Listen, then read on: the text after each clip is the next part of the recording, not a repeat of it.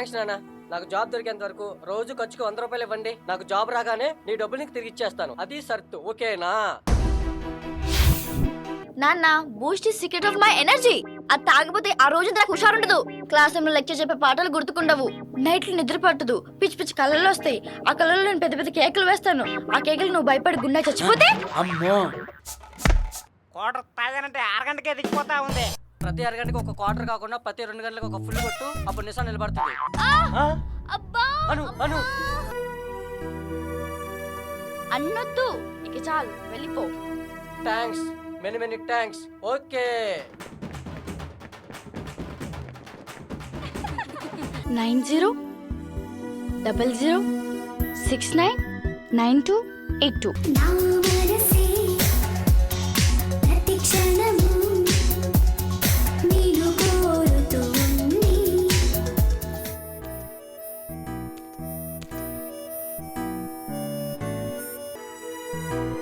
రే, నువ్వు చాలా ఎక్స్ట్రా చేస్తున్నావు. గోదావరిలో తోచేస్తాను.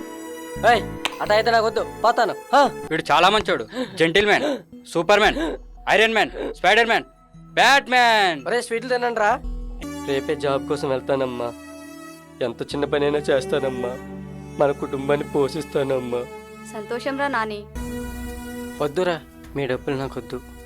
ఇన్ని రోజులు నీ డబ్బులు మా ఖర్చు పెట్టావు. ఒక్కరోజు మా డబ్బులు ఖర్చు పెట్టుకోకూడదా మావా? నాని చాలా చోట్ల ఉద్యోగ ప్రయత్నాలు చేశాడు. ఆఫీసుల్లో, స్కూల్స్లో, పెట్రోల్ బంకుల్లో, చివరకు హోటల్స్లో కూడా ప్రయత్నించాడు. కానీ ఎక్కడ చిన్న ఉద్యోగం కూడా దొరకలేదు.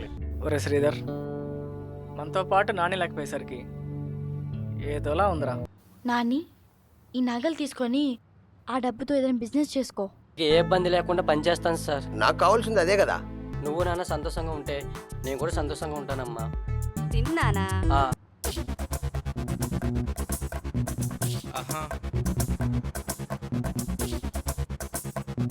ఏంట్రా లింగి బ్యాస్తో దిగావు? ఒరే మావా, నీతో సరదాగా గడిపి ఇన్ని రోజులైందిరా.